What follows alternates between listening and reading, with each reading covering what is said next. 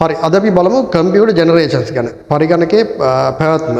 එතකොට අපි දැනට පරිගණකයේ පරම්පරාවල් 5ක් ගැන කතා කරනවා. 5 ජෙනරේෂන්ස් ගැන කතා කරනවා. චාල්ස් බැබේජ් පරිගණකයේ සොයා ගැනීමත් සමග 1940 දී අපි පරිගණකයේ පළවෙනි පරම්පරාව ගන්නවා. First generation major technology hardware එක වැකියුම් ටියුබ්ස්. පළවෙනි පරම්පරාවේ පරිගණක අති විශාලයි.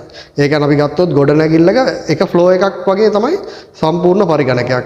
හරියට දැනට තියෙන සිස්ටම් යුනිට් එකක් ඇතුලේ ඇවිදිනවා වගේ තමයි පළවෙනි පරිගණක පරම්පරාව.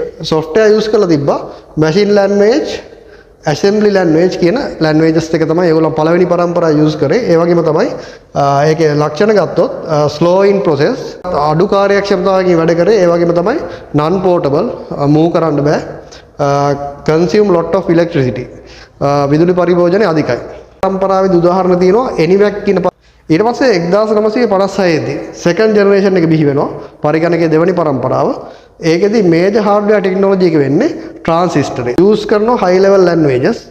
ඒකේ size එක පළවෙනි පරම්පරාවට සාපේක්ෂව තරමක් උඩ වෙනවා. උදාහරණයක් කිව්වොත් සාමාන්‍යයෙන් room එකක size එකට, කාමරයක size එකට පරිගණකේ පොඩි වෙනවා. power consumption එක අඩුයි, මිල අධිකයි.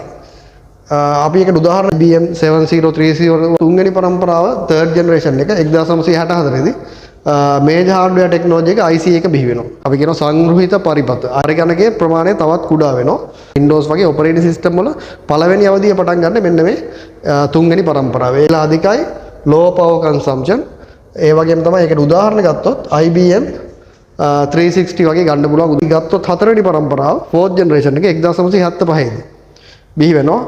large scale integrated circuits. ඒකම තමයි microprocessor එකේ බිහිවීමත් සිදු වෙන්නේ fourth generation එකේ. එතකොට මේ software use වෙනවා operating system with graphical user interface. ඒ කියන්නේ විචිත්‍රවත් බවින් යුත් පරිගණක තිර නිර්මාණය වෙනවා. ඒක characteristic ගත්තොත් ලක්ෂණ ගත්තොත් portable. දැන් ඔන්න move කරන්න පුළුවන්. පළවෙනියෙන්ම හතරවෙනි පරම්පරාව තමයි ලෝකේ පරිගණකයක් move කරන්න පුළුවන් වෙලා තියෙන්නේ. ඒ කියන්නේ එහාට මෙහාට ගෙනියන්න පුළුවන් වෙලා තියෙන්නේ. හරි. එතකොට උදාහරණ විදිහට ගත්තොත් IBM, Apple වගේ කියන 5th generation 1989 ඉඳන් මේ වෙනකන් පරිගණක පරම්පරාව තමයි පස්වෙනි පරම්පරාව. ඒක තමයි processor එක.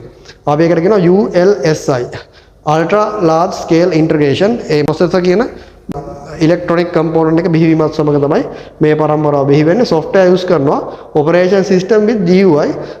ඒ වගේම තමයි artificial intelligence වල tools භාවිතා කරනවා. ඒ වගේම තමයි characteristic ගත්තොත් portable, රැගෙන යාමේ පහසුව තියෙනවා, less expensive, size එක සාමාන්‍යයෙන් කුඩායි. ඒ වගේම තමයි efficiency එක ගොඩක් වැඩි. උදාහරණ අපි වර්තමානයේ භාවිතා කරන IBM notebooks, Intel වගේ පරිගණක ගන්න පුළුවන්.